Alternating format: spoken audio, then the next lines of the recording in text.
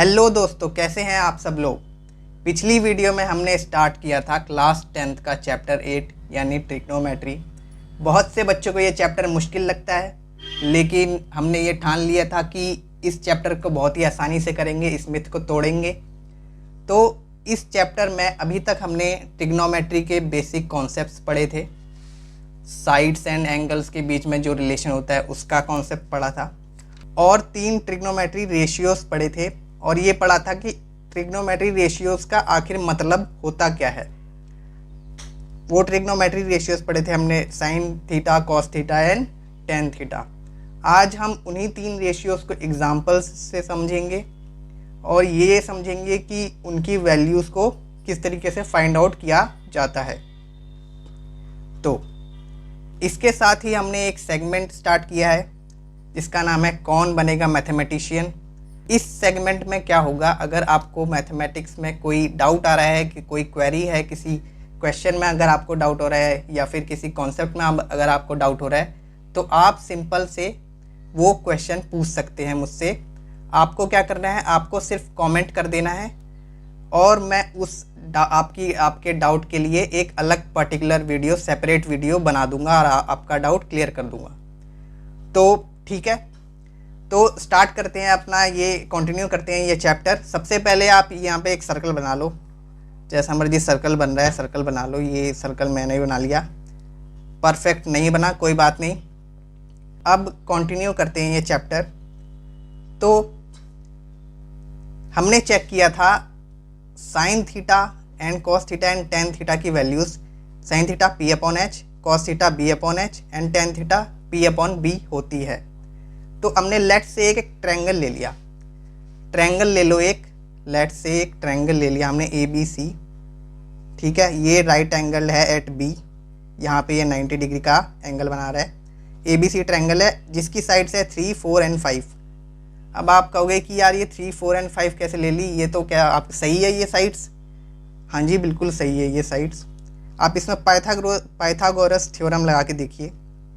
Pythagoras theorem होती है H square is equal to P square plus B square. ठीक है, यहाँ पे वैल्यूज पुट करके देखिए। ये हाइपोटेन्यूज हो गया 5 square is equals to perpendicular, ये हो गया 4 स्क्वायर प्लस ये हो गया बेस 3 स्क्वायर।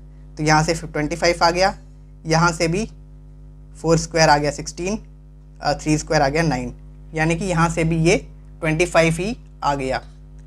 तो यानी कि ये 3 नंबर्स पाइथागोरस थ्योरम को फुलफिल कर रहे हैं। और कोई भी ऐसे 3 नंबर जो पाइथागोरस थ्योरम को फुलफिल कर रहे होते हैं उसको हम पाइथागोरियन ट्रिपलेट कहते हैं। अरे ये क्या होता है पाइथागोरियन ट्रिपलेट, ये क्या होता है, ये तो अभी तक नहीं चेक किया हमने। कोई कुछ मुश्किल वाली बात नहीं है। ट्रिपलेट का मतलब होता है 3 चीज़ें, 3 नंबर्स। ठीक है, तो ये कोई भी अगर 3 नंबर्स पाइथागोरस थ्योरम को प्रूव कर रहे हैं, फुलफिल कर रहे हैं, तो उसको हम पाइथागोरियन ट्रिपलेट कहेंगे। अच्छा, यहाँ पे तो वैल्यूज़ तीनों दी हुई है। अगर मान लो कि आपको बेस नहीं दिया हो या फिर परपेंडिकुलर नहीं दिया हो, कैसे फाइंड आउट करना है? तो यहाँ पे वो सिंपल सा आपको ये फॉर्मूला लगा देना है, P square is equal to, अगर परपेंडिकुलर की वैल्यू फाइंड करनी है, P square is equal to H square minus B square, यानी कि ये हाइपोटेन्यूज है, ये बेस है। कैसे आया ये माइनस में? अरे ये बी को हमने इस साइड खींच लिया ना, इस साइड आ गया, ये बी स्क्वायर इस साइड आ गया, लेफ्ट साइड में आ गया, तो ये माइनस में चला जाएगा। इसलिए पी स्क्वायर क्या हो गया, H square minus B square. अगर बेस ना दिया हो, बेस की कैसी वैल्यू फाइंड करनी है?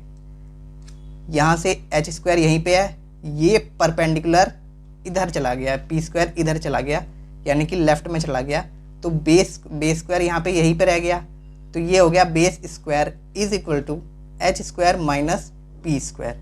ठीक है, आप उसको रूट से सॉल्व करके पूरा आंसर आपको आ जाएगा, बेस आ जाएगा, परपेंडिकुलर आ जाएगा। अगर कहीं पे वैल्यूज़ नहीं दी हुई है, ऐसे फाइंड आउट करना है। अच्छा, ये 3 आ गई, ये हो गई हमारी पाइथागोरस थ्योरम। अब फाइंड आउट करना है हमें साइन ए की वैल्यू, कॉस ए की वैल्यू एंड टेन ए की वैल्यू। चलो मान लो कि ये वैल्यूज़ फाइंड आउट करनी है। साइन ए क्या होता है? साइन ए हमने पढ़ा था पी अपॉन एच होता है, P upon H. Cos A होता है B upon H. tan A अब होता है P अपॉन B। P होता है परपेंडिकुलर, H होता है हाइपोटेनियस, बेस होता है B होता है बेस। ठीक है, P क्या है एंगल के A के लिए, यहाँ पे P है परपेंडिकुलर है एंगल A के लिए ये वाली साइड, जो एकदम एंगल A के साथ सामने वाली साइड है उसको हम परपेंडिकुलर कहते हैं।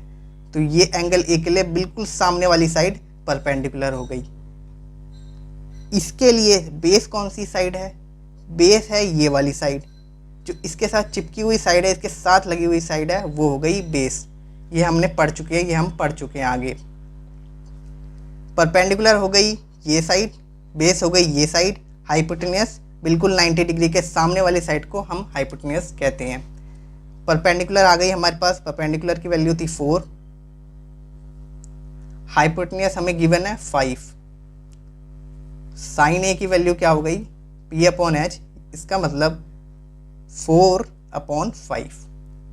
कॉस ए की वैल्यू क्या हो गई B अपॉन H, यानी कि बेस, बेस क्या है यहाँ पे, बेस इसके साथ जो लगा हुआ है इस एंगल के साथ, वो हो गया हमारा बेस, यानी कि 3 अपॉन 5।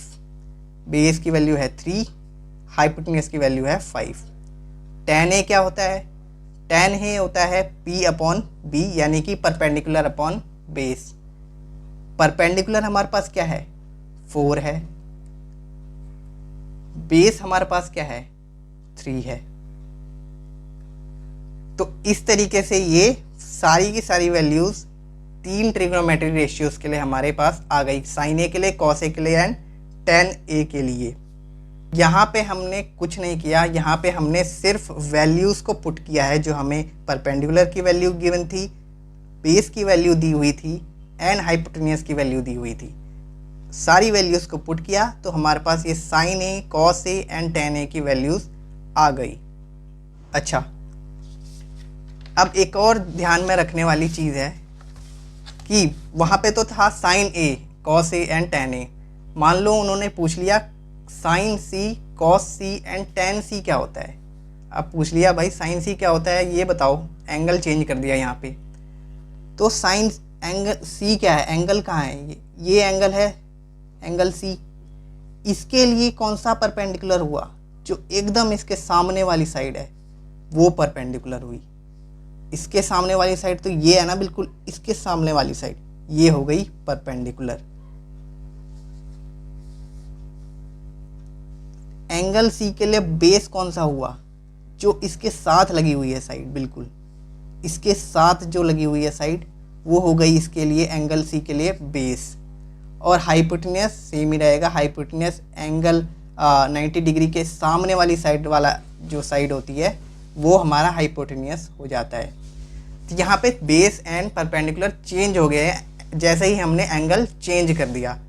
यहाँ पे पहले इस वाले एग्जाम्पल पे ये बेस था, लेकिन वो एंगल क्या था, एंगल ए था। इस वाले एग्जाम्पल में ये परपेंडिकुलर है, लेकिन यहाँ पे एंगल भी तो चेंज हो गया, एंगल यहाँ पे सी है। तो जिस एंगल की हमें बात कर रहे हैं उसी एंगल से हम perpendicular and base find out करते हैं। सबसे पहले हमें एंगल्स देखने हैं, उसके साथ ही परपेंडिकुलर एंड बेस चेक करने हैं। तो साइन सी यानी कि परपेंडिकुलर, यहाँ पे परपेंडिकुलर क्या हुआ, परपेंडिकुलर हो गया ये, यानी कि ए बी यहाँ पे परपेंडिकुलर हो गया, ए बी यहाँ पे परपेंडिकुलर हो गया। हाइपोटेनियस सेम है, परपेंडिकुलर हो गया ए बी, हाइपोटेनियस है ए सी, तो ए बी की वैल्यू है 3, हाइपोटेनियस की वैल्यू है 5। कॉस सी यानी कि बेस क्या हो गया, बेस हो गया यहाँ पे ये वाली साइड, यानी कि बी सी हो गई हमारी यहाँ पे बेस। पी सी की वैल्यू है 4 एंड ए सी की वैल्यू यानी कि हाइपोटेनियस की वैल्यू है 5। tan C क्या होता है, tan C कुछ नहीं होता, tan C होता है P अपॉन B, यानी कि परपेंडिकुलर अपॉन में बेस। अब हमने फाइंड आउट कर लिया कि परपेंडिकुलर यहाँ पे ये है यानी कि AB है, और बेस क्या है यहाँ पे ये है यानी कि BC हमारा बेस है, यानी कि AB अपॉन में AC BC is equals to 3/4। तो यहाँ पे tan C की वैल्यू आ गई ये 3/4। चलिए अब अपने एक नेक्स्ट छोटे से कॉन्सेप्ट पे देख लेते हैं। चलिए मान लिया हमने P अपॉन एच ले लिया, हमने P अपॉन एच लिया, अपॉन में B अपॉन एच ले लिया, यानी कि P upon H upon B upon H. ठीक है, P अपॉन एच क्या होता है? P अपॉन एच होता है हमारा साइन थीटा। हमने बात की थी ना, साइन ए या फिर साइन थीटा एक ही चीज़ है, तो साइन P अपॉन एच हो गया हमारा sine theta. P upon H क्या होता है? बेस अपॉन हाइपोटेन्यूज क्या होता है? बेस अपॉन हाइपोटेन्यूज होता है हमारा कॉस थीटा। ठीक है, साइन थीटा अपॉन में कॉस थीटा, तो ये हमारा आ गया। ये इसके इक्वल, ये किसके इक्वल होता है? ये होता है हमारा टेन थीटा, यानी कि tan theta is equals to sine theta upon cos theta. अच्छा, यहाँ पे बात करोगे कि ये कैसे आ गया, ये क्या किया, ये क्यों किया? हमने एक एज्यूम कर लिया P upon H upon B upon H. देखो H से H ये कैंसिल हो गया, वैल्यू क्या बची हमारे पास? P अपॉन B, ये वैल्यू बची। हमने P upon B value check करी थी, टेन सी होता है, ये टेन होता है। P अपॉन B क्या होता है? परपेंडिकुलर अपॉन बेस क्या होता है? टेन होता है। तो इसलिए ये यहाँ पे टेन थीटा आ गया। टेन थीटा को हम ये भी लिख सकते हैं, tan theta is equal to sine theta upon cos theta, या फिर इसका मतलब सेम ही है, tan A is equal to sine A upon cos A.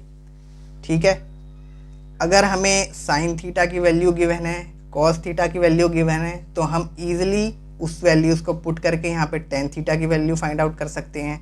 ठीक है, इसी से हमारा टेन थीटा आ जाता है। अब टेन ए साइन ए, फर्स्ट वाले एग्जांपल में हमारे पास आ गई थी टेन ए, यहाँ पे साइन ए की वैल्यू 4/5।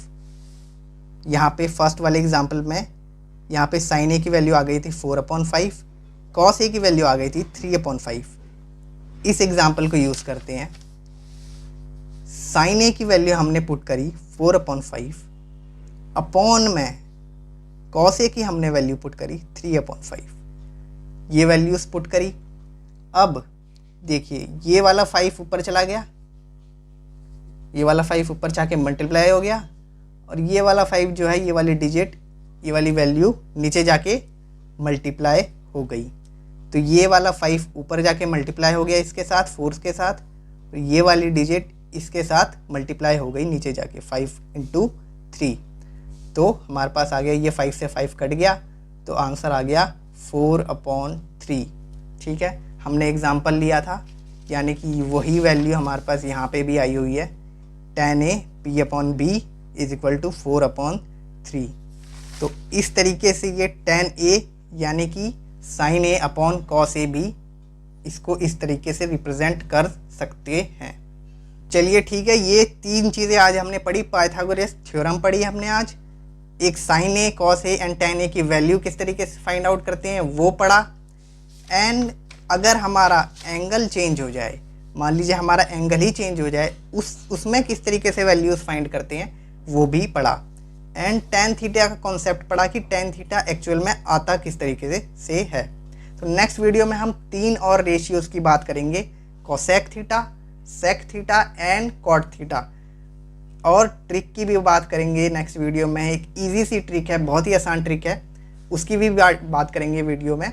तो इस वीडियो को यहाँ पे एंड करते हैं, नेक्स्ट वीडियो में मिलते हैं कल 4:30 बजे।